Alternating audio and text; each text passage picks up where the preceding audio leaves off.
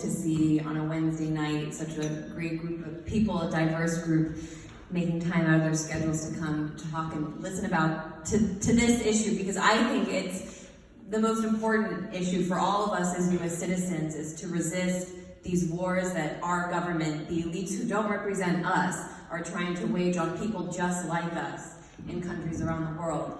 When it comes to my experience in the embassy, since I have limited time, I think the most important point to make is that what happened to us inside there was just a microcosm of what the United States is doing to Venezuela. Because the US likes to deny that it's starving the Venezuelan people through its sanctions or unilateral coercive measures, which are designed to starve the population, cause them to suffer so that they'll rise up and change their government. It also likes to deny that it had any hand in the blackout, which happened in March, shortly after we left, the day after we left, I left actually, the power went out in Venezuela. The United States also would like to deny that it gives support to these right-wing extremist groups which take over the streets and carry out the violent guarimbas that Max spoke about. The US wants to deny its hand in all of this, but that's what it constantly turns to when it can't force the Venezuelan people to turn on their revolution. But what happened to me and other US citizens sitting in Washington, D.C. was exactly the same script, because they couldn't get us to leave the embassy by asking us to or waiting us out, because this movement, the Embassy Protection Collective, had been going on for a month by the time these right-wing thugs showed up on the outside and shut down every possible entrance. What was the first tactic the US government turned to when they couldn't get us to leave? They shut off every entryway so that food couldn't get in and basic supplies, just like they implement sanctions to target Venezuela and cut them off from the outside world. Then they unleash the crazies on us. Max, as you said, you know what they're like. Think about them in droves, dozens of them showing up and acting in the most disgusting way. I mean, they were physical with me. I tried to ask Carlos Vecchio a question. A group of men actually put their hands on me, threw me. Women came and started trying to pull my hair. They threw water in my face. That's just a small example of what happened to so many people that were involved with the Embassy Protection Collective on the outside. And the Secret Service was standing right there condoning those actions. So they unleashed right-wingers on us. They cut us off from food and from the outside. And then when that didn't work, what was the last thing they did? They turned off our electricity.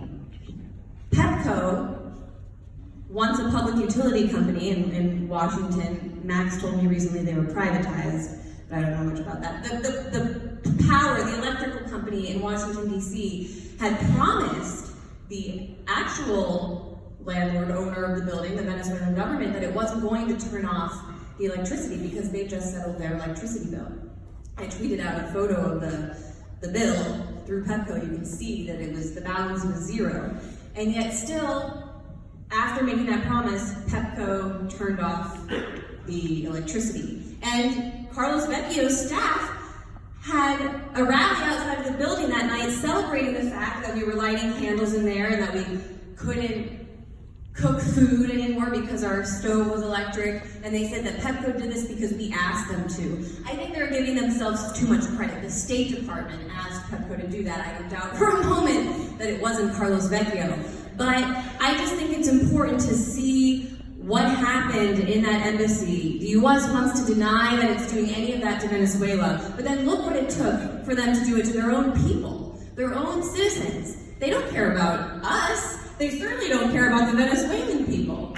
So the last thing I want to say is what this movement in Washington to protect the embassy did prove, though, is how important what all of you are doing here tonight is, because it was the kind of organization, people like you, coming together in Washington, D.C., and realizing that we could have an effect if we organized and were strategic in our actions, that we could actually sit inside of a building and give Elliot Abrams nightmares. I know for a fact that he was upset.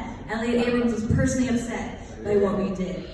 And so that should give inspiration to all of you to decide what can you do here in Miami to put pressure on these points. I'm sure I heard about a protest you guys had at Univision.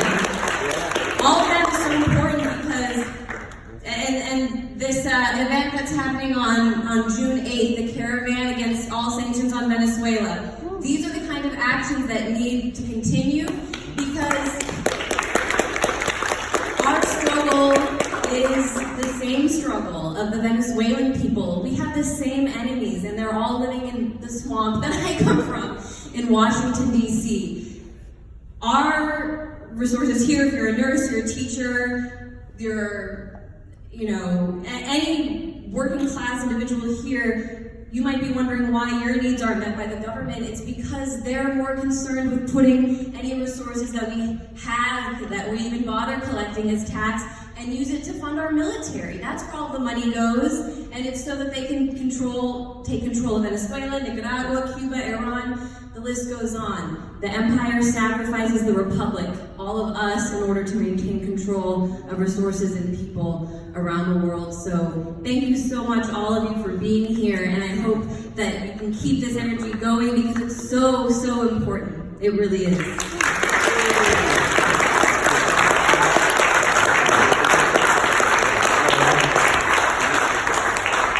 On stage, it was like Kenny G handing the mic to John Coltrane. Well, I just want to close before we go to Q&A, and just on a global level, Venezuela is a good microcosm for what we're looking at the U.S. doing everywhere. The empire's mask is off. Trump is just this great mask lifting moment.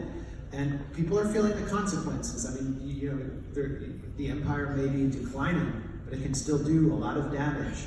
And there was an important report by Jeffrey Sachs and Mark Weisbrot at the Center for Economic and Policy Research, and it showed that in 2017 and 2018, when the sanctions started to bite, 40,000 people died, excess deaths. There is an economic crisis in Venezuela, there's no denying that, but what the U.S. is seeking to do is actually generate a massive humanitarian crisis. And these deaths were recorded by 3 hospitals and medical groups. That's how Sachs and Weisbrot got their statistics. They noticed that there was a surge in deaths, excess deaths. We are seeing the same thing in Iran as the sanctions return. They really never left, but they're returning. And there are secondary sanctions where the U.S. is actually threatening to sanction any company that does business with Iran or its military, which are many European companies.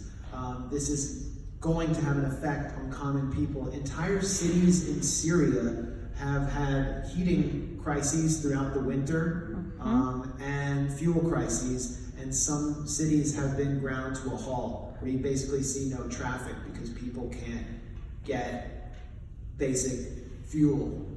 And in Lebanon, the banking sector is under sanctions because of sanctions on Hezbollah, which is in the coalition government. And so the economy is suffering badly there. Sanctions are hurting people around the world, and now we're seeing a trade war with China really taking a serious turn with the banning of all Huawei technology in the US.